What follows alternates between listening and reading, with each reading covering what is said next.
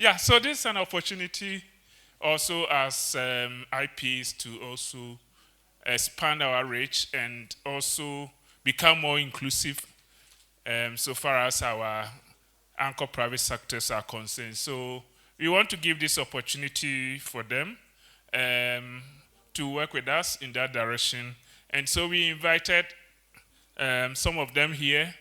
As you move along subsequently, we would other meetings. There will be other partners that will be coming. Today we have Nana Usuechao, popularly from Agro Kings. We all know him, who is coming here with us. Then we have another Nana Boachi of Agro Farms, who is the CEO. We have one partner who is technically an IP, but because they come from the private sector, they are always with us. And he has talked a lot today, but I will still call Martin to come and join, our team general manager of New Age. And then under the poultry, we have two anchors. So the anchor is the main aggregator or the sub-aggregator for us who work with all the value chain actors around the poultry. We have Nepo Beta, which taking off the Sunyani and Doma Enclave. And then in the southern sector, all the way to Kumasi, we have Afrigim, who is taking care of that. And the CEO is here, Mr. Edward Frimpong Bafi. He also will join us here.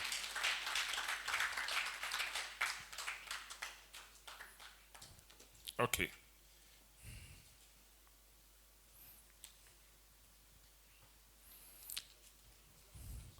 Abranti Akwawa. Okay, so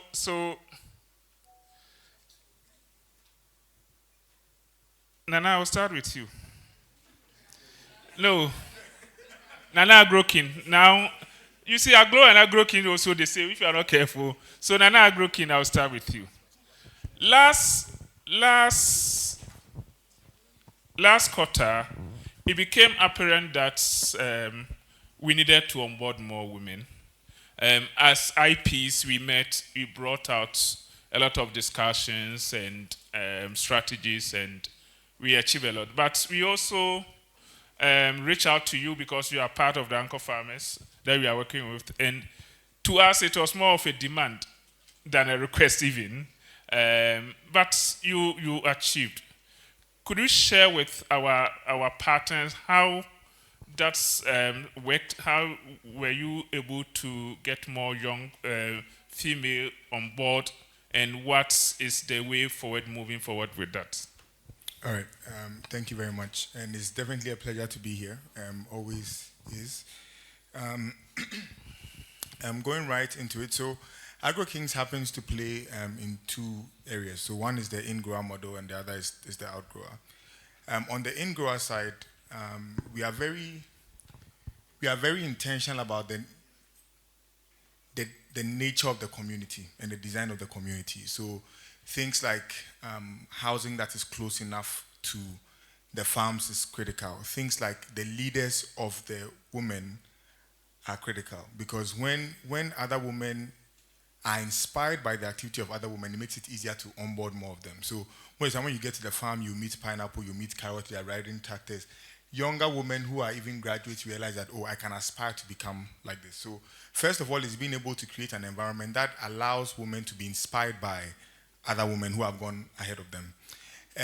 We also are very intentional about things like, health and life insurance is critical.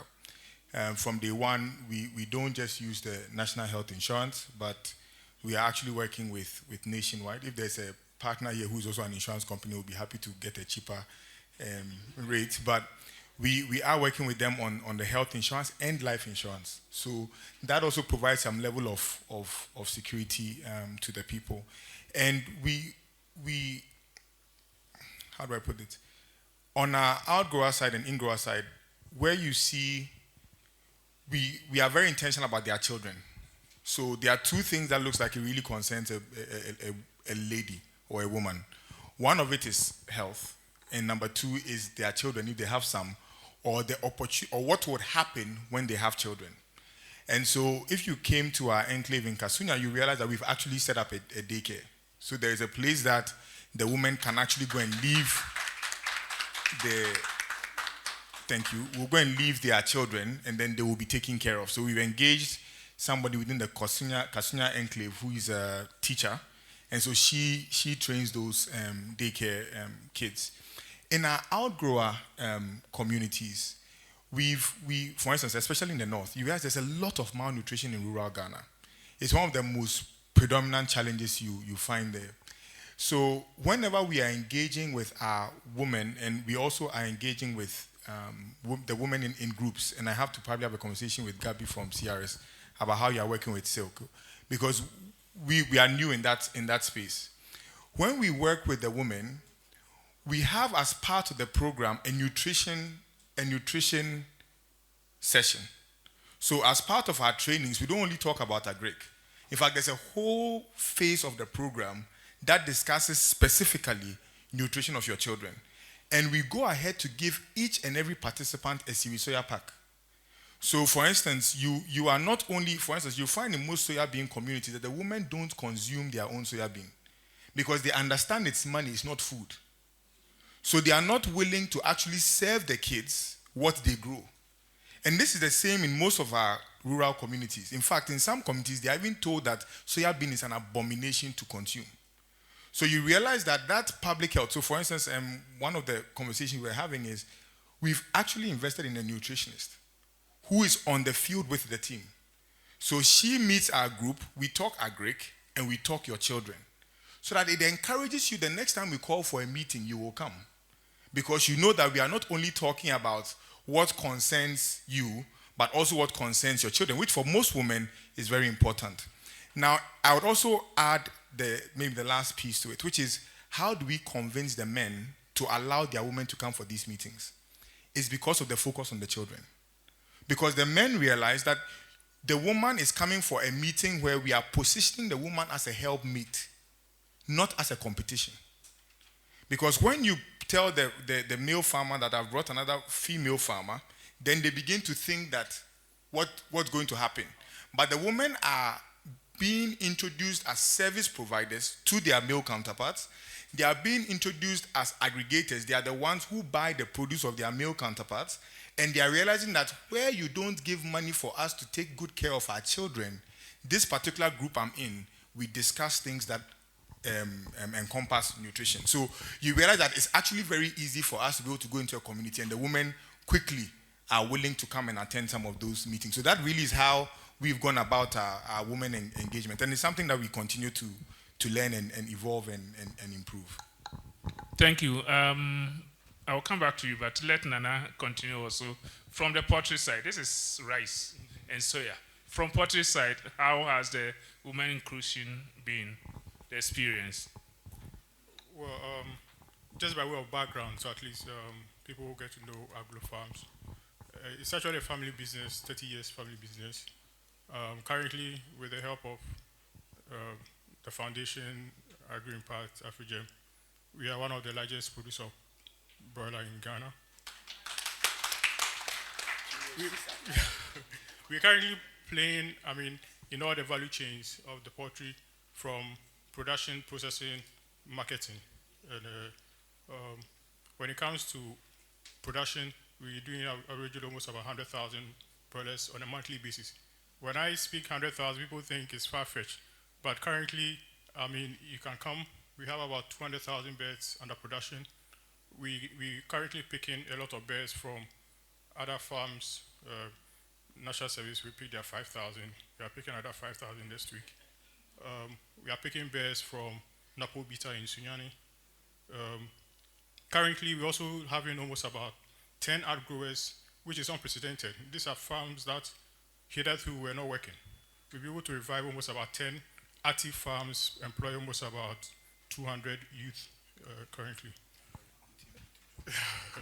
we are still...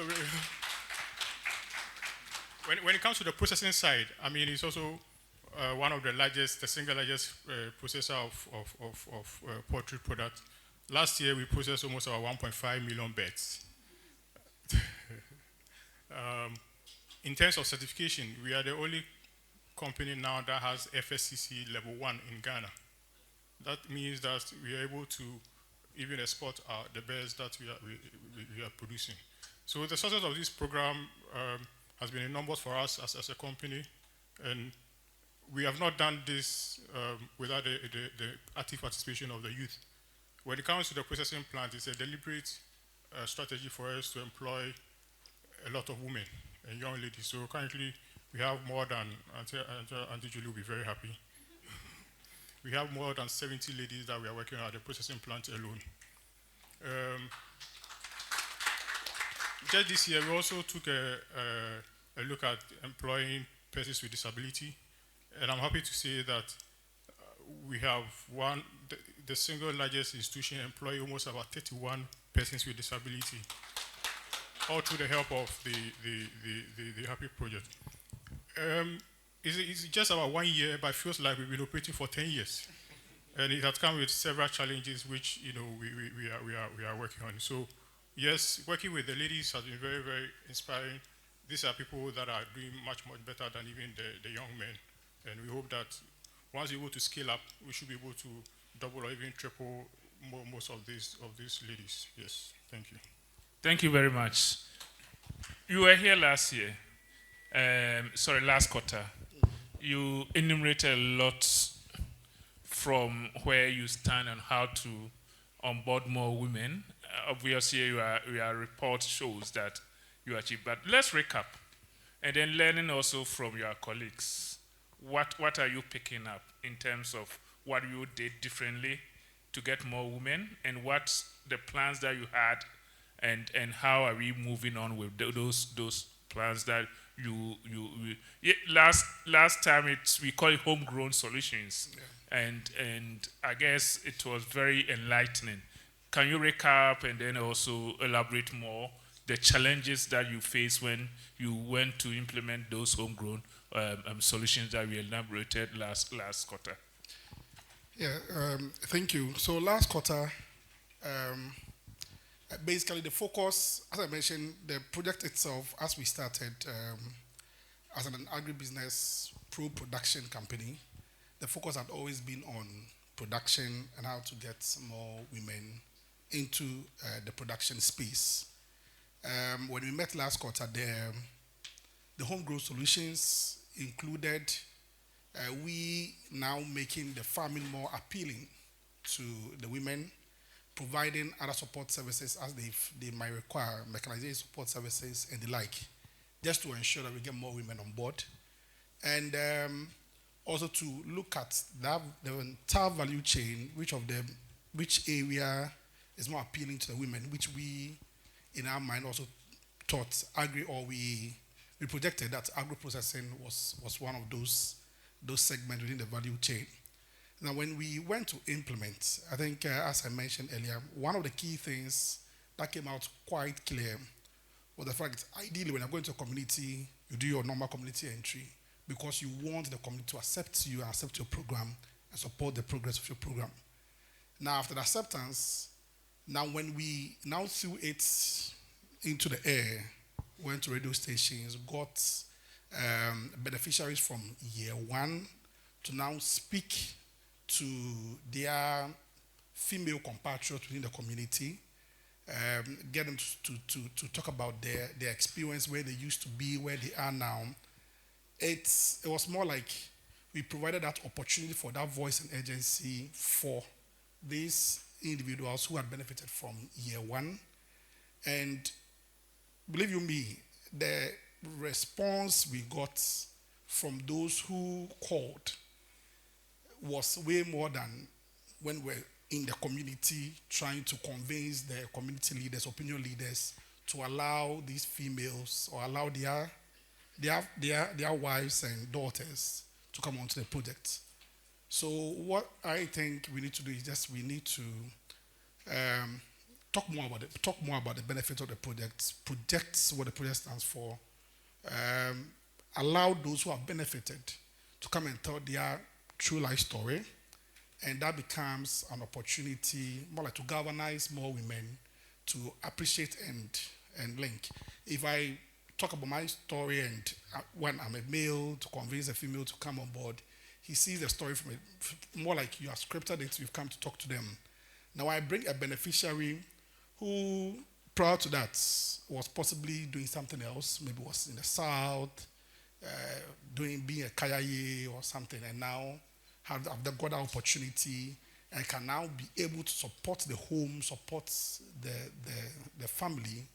It becomes more relatable, and I believe that is one of the key things we've been able to, those who have benefited, to get that opportunity to speak and talk about their story for others to listen.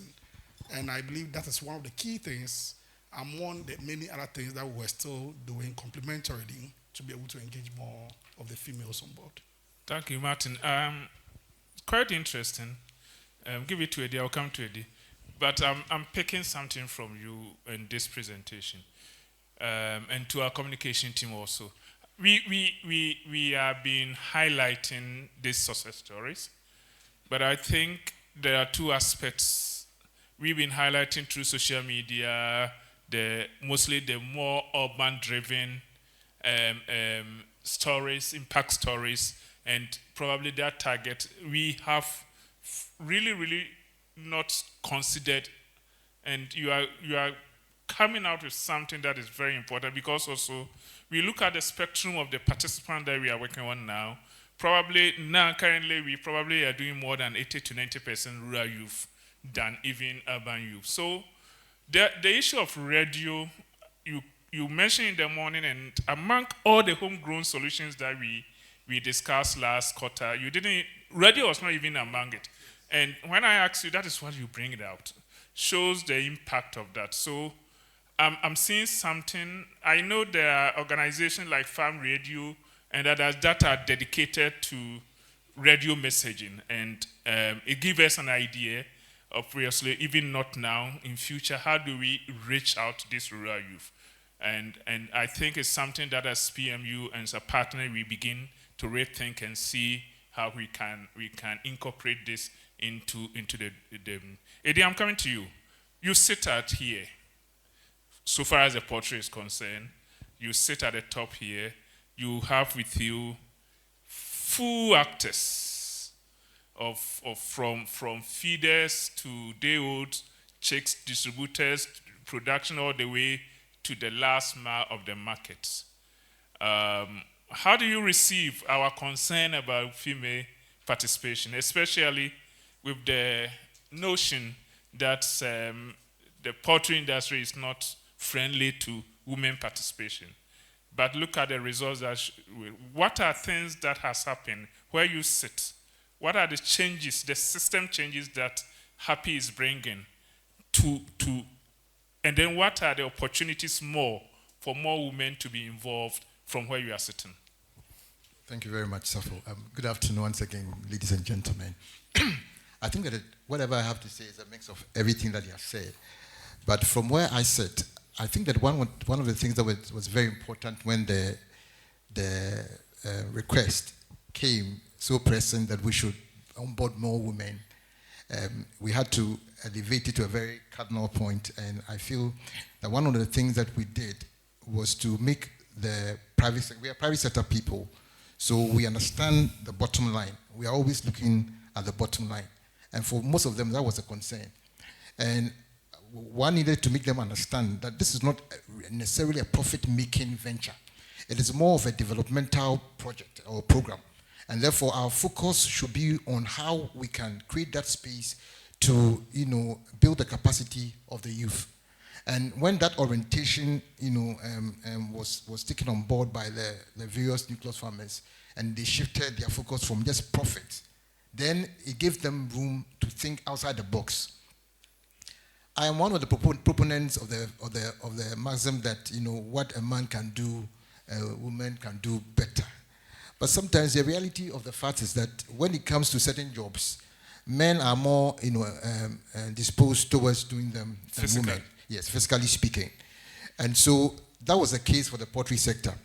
we realized that there were certain jobs that the women generally, moved away from. Was because it was too physical. It was not, it doesn't really work with their system and all that stuff.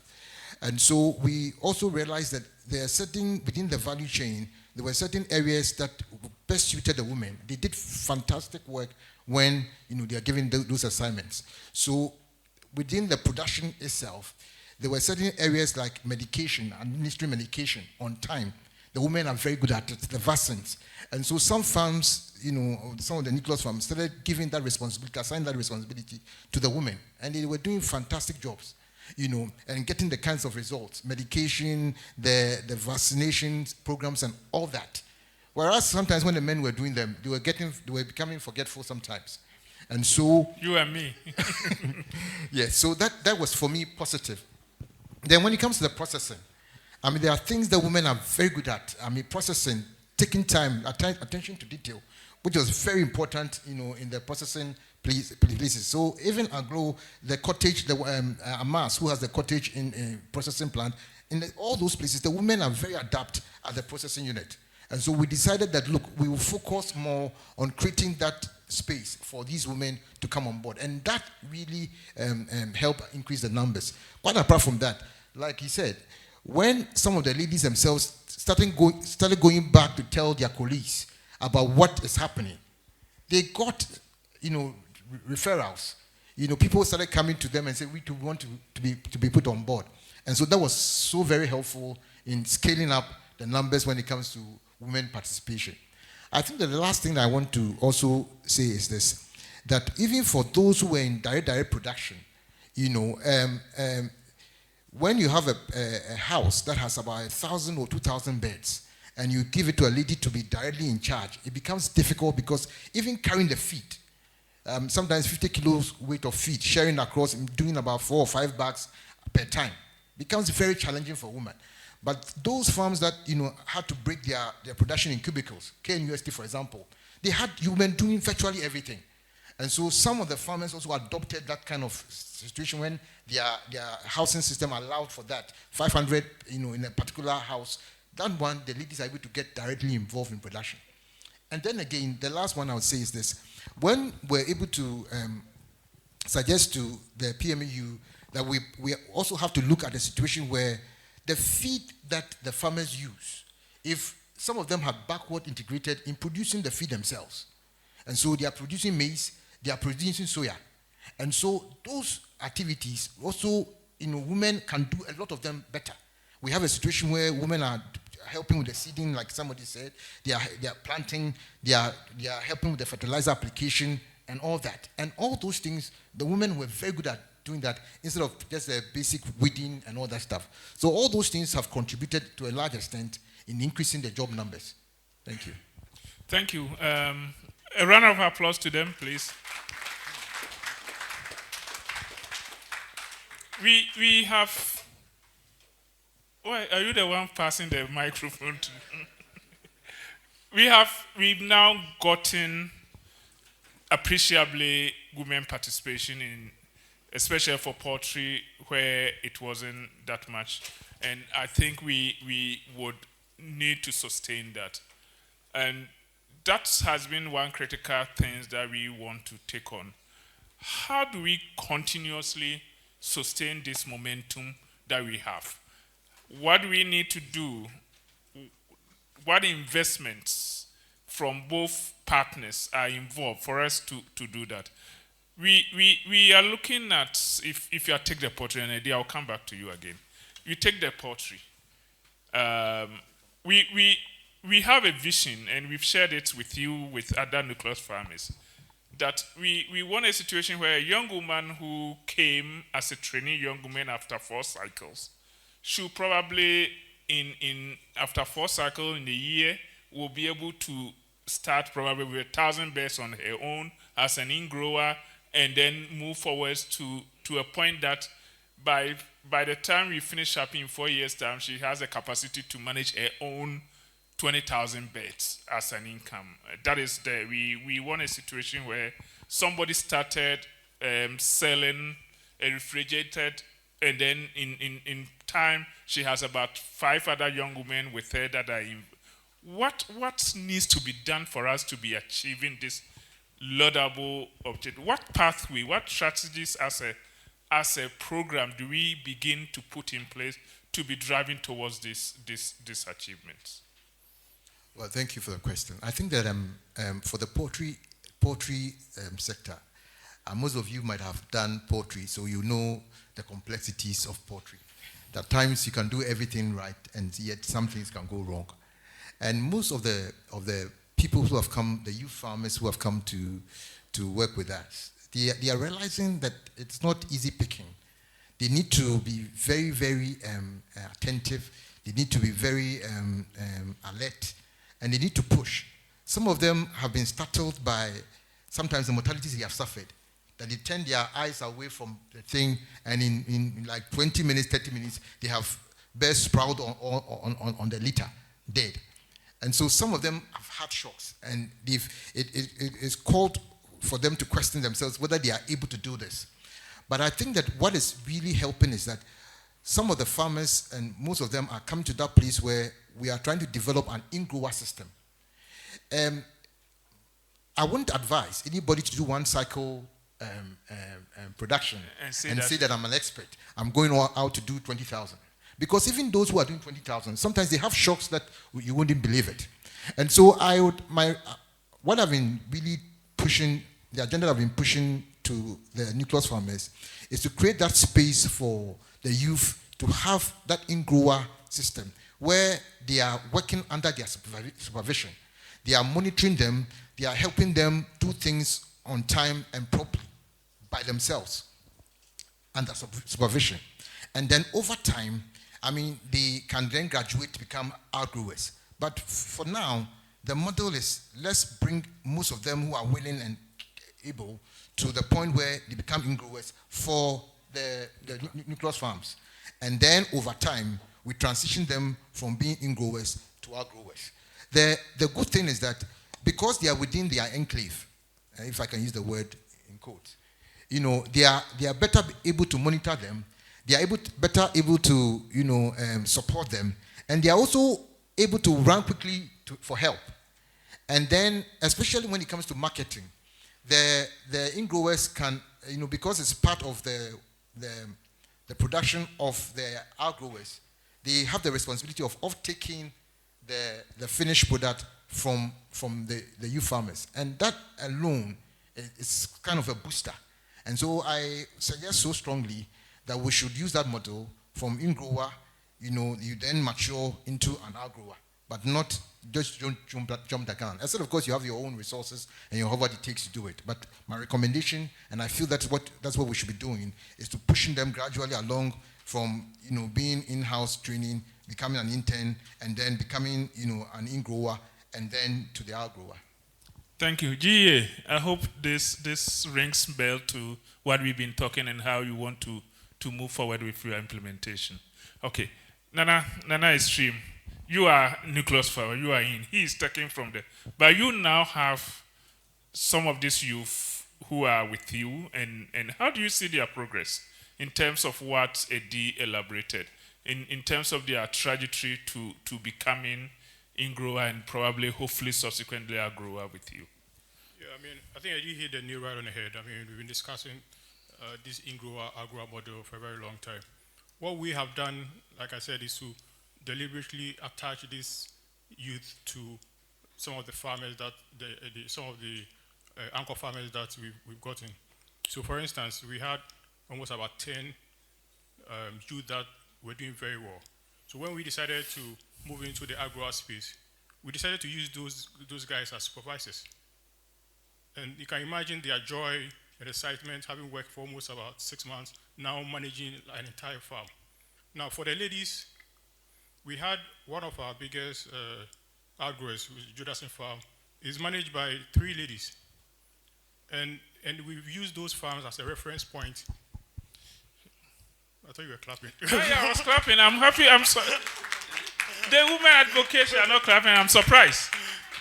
Yeah, and they are one of our biggest outgrowers. These ladies are producing about 30,000 broilers per cycle. And I have to lobby AD, so in future we can probably include them as part of the project. They are doing so well, and we use the farm as a reference point. So anytime we want to go on a field trip, especially the young ladies, we send those ladies to those farms and say, look at what your compatriots are doing, and they are doing very, very well. And that has been a source of encouragement for them, because some of the issues that we are raising when it comes to women in broiler are probably misconceptions. So when they see that their fellow compatriots are doing 30,000 broilers per cycle, and they bring the bears, the care that they give, managing the youth and all of that, it's very encouraging for them. That has also helped. One of our outgrowers, again, in IDSO, is also being led by a woman. And she's also doing very, very fantastic. So I believe women given the right mindset, the right training, the right support, the right encouragement, they should be able to participate in that production value chain. What we might also have to look at is, okay, what other aspect of the value chain can we expand?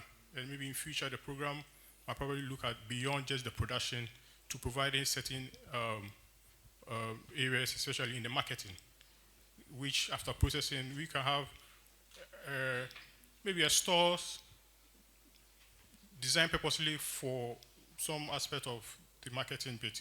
So actually we can attach some of these ladies to it. But when it comes to the processing plan, like I mentioned, we have also deliberately positioned some of these ladies as supervisors. And these are ladies that we think are more opinionated. So they're able to encourage the young ladies to be able to also follow suit and develop their interest in the poultry sector. The whole processing plant is also being managed by a woman, I should say. So in Aglo, Auntie Julie, you don't credit us, but we are doing so well when it comes to encouraging the women, to stick to the poultry. All right, thank you. Give it to Nana. Nana to Nana. Shall we clap for Aglo? Nana, I'm looking at, we know the Ingloers at Kasunya. We know the progress that they've done. Their stories are all over, and they are beautiful stories to sell. I'm looking at your outgrowers, especially the young women, who are doing 1 acre, 2 acres now, and what are you looking at in the next couple of next year or months or years? Not that far, but do they have the opportunity to also become the ones at Kasunya in terms of growth, in terms of what needs to be done to get them to that level? Okay, so I believe that's possible. So prior to Happy, we're working with a lot of groups around the Kasunya area. So most of our smallholder farmers, most of us know the Bone Irrigation Scheme. So the KIS scheme has a lot of farmers there. Most of the rice that comes from the southern part is really coming from the Akuse area. So we've picked that same group model, that association model, and we've sent it to our outgrower network. And what you realize is happening there is once you connect them, and I think that's happening now, because we connected them to Advanced Ghana. We knew Advanced Ghana working with our KIS scheme farmers. Once you connected them to a finance house, who that was their main role or responsibility. After our first engagement, and after we guarantee them the market, what happens is that the farm is quite profitable. And so once the people are actually reinvesting their money, they are able to naturally expand the farm. So you will have some of our farmers who today they no longer require our support, and they no longer even require Advanced Ghana support because they are now self-sustaining, and they just want to be sure that when they finish and they produce the product, we would offtake from them. But what's interestingly happening within our outgrower communities is, we introduced the women through service delivery. We didn't introduce them through farm acquisition, because in rural Ghana, giving land to women is not something the chiefs typically like to do. However, when we went in as a group, I think we are calling it within the company the power of the bundle. When the women went out as a group, when the women come out and they are 25 and they are all doing service delivery, or they are all doing whatever they are delivering or they are aggregating for us, the chiefs are now willing to give to the group, even though they were not prior willing to give to the individual. So what we see would happen is that has been given to the group will then grow from 2 hectares to 4 hectares to 6 hectares. And by that time, they are already connected with the financial services sector, because similar to what CRS is doing, we did not really encourage them to be saving amongst themselves. However, because they are a group, your loan is only repaid, or what you took is only repaid when the group has repaid. So you don't get your benefit until the group loan has been paid for. So you realize that they encourage one another and they push whoever is not conforming to their standards. And so we are realizing that is actually allowing the productivity within the group to actually work very well. And then automatically you see that the chief who gave them 2 acres is now more comfortable giving them more land. And then their husbands as well are getting more and more comfortable, allowing these women to be able to even have their own farms. Because some of the women who were part of the group, they realized that the benefit will only go to the female. So it's better I then use that opportunity to encourage the female to be the one who actually owns the farm. But before, I think they didn't think it was possible. And the same things happen even with the PWDs that we engage. Most of the people, when you tag them with a PWD, they did not want to work with them because they did not think they could do the work. But after they have seen the first cycle work, it's very easy now that, in fact, most of them are preferring to work with them than to work with some of the people who are not PWD. So we are realizing that once you give the opportunity and the opportunity works and they can see the productivity, it's easier for them to actually give them the opportunities to actually begin to grow and to excel. So I foresee that it will be very simple for them to actually transition out and then begin to own their own farms. Okay, Larry, you will help me here. I'll come to the audience for 5 questions, opportunities. So you will help me identify the first 5. Then I'm coming to you. I go to the audience. Then I'll come back to you. When I come back to you again, there are 2 things so you start thinking. What investment from your parts that you think are required to sustain these young people in this business? And more so, if the foundation today decided that Happy has done so well and they want to scale up, from your private sector point of view, what will be your complementary investment, and where do you think as a program you should be looking at focusing on to be able to upscale, if I should put it? Because the foundation keeps telling us that at this stage, Happy is a pilot. When pilot is piloted, where is upscaled. So where do we look at to? And where would the investment situation? But before we get there, and before the audience also have to ask, I'm coming to you, Martin, and I'm coming to you again on poultry, unfortunately. Rosans did some work with some young people, did training for them, and I had opportunity to visit some of them who were already establishing their own farms. How is the progress so far? Yeah, so anyway, this was a different cup altogether. Yeah, so yes, we trained them. They transitioned, as in they also got their own space and moved, and they were also supported to farm or to rear poultry on their own. So far, they are doing well.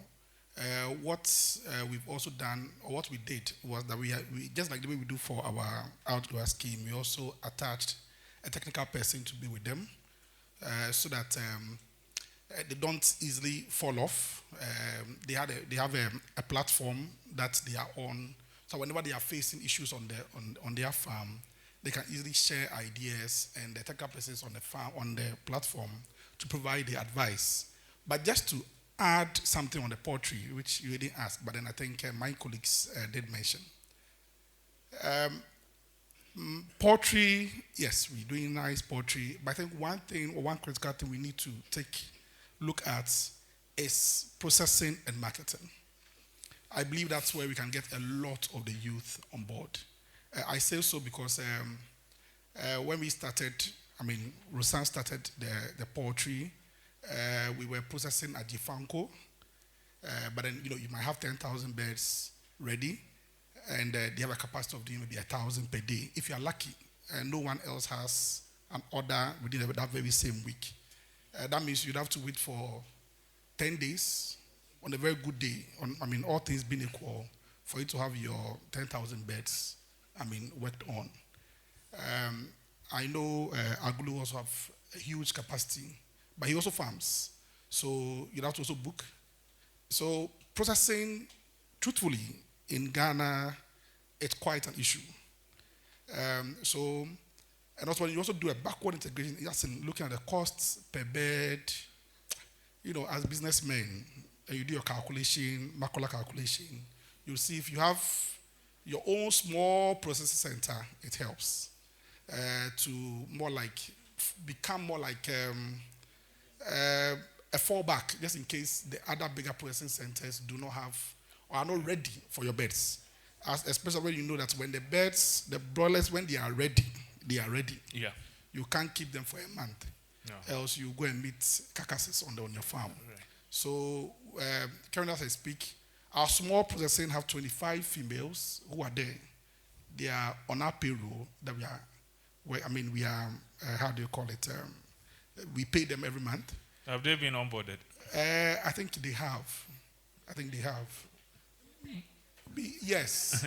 Because I think they've been, yes. Okay. I think they've been onboarded. For us, that's more important. Yes. Yeah. So, one critical thing you need to do is, I think Eddie also helped in staggering the delivery of the beds as well.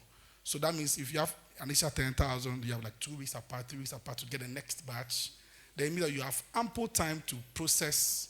Even if you don't have the capacity, you fall on Aglo, you fall on JFAMCO to support you. Then they have consistent work they are doing. Truthfully, sometimes if after yesterday we had a meeting where we now have to get. Please let there be quietness here. Cleaners who would clean after them because they'll be too tired to clean and they have to kill them the following day. So you have to get another batch. So this is more like the 24-hour economy. They work during the day, someone does the cleaning during the late afternoon to the evening. Now, when we were done, sorry for taking you back, when we were done, we were selling to a big cold storage. And, it was picking. Then Christmas, I think prices of poultry were cheaper on the world market. So they had a lot of inflows. Now, yours is there, they will pick, but the payment becomes an issue. We were now forced to now look for our own storage place. So we have our own cold storage on the processing facility. However, now we have a distribution point at Kwabenya, which now is in town, close to market, easy delivery to the elites who are staying around Kwabenya and the rest, who might call and make a request. So you realize that you can do the poultry well, but if the processing is not sorted out, you have an issue. You have nice, beautiful beds, but then they'll start dying because you don't have processing. And if you process without the cold storage and the market not ready, it's also another headache altogether. It's similar to like the situation we found in rice, where we started rice. We're doing rice, we're processing with a third party. A bigger financial muzzled person came, swept you off. You are forced to now go and get your own processing facility, transform your rice, and you need to find market for it. So in all that you're doing, let us take a critical look at processing and marketing being a critical component of the project's KPIs. Thank you. You already answered one important question. Where do we look for as we move forward to get more women and what we need to do?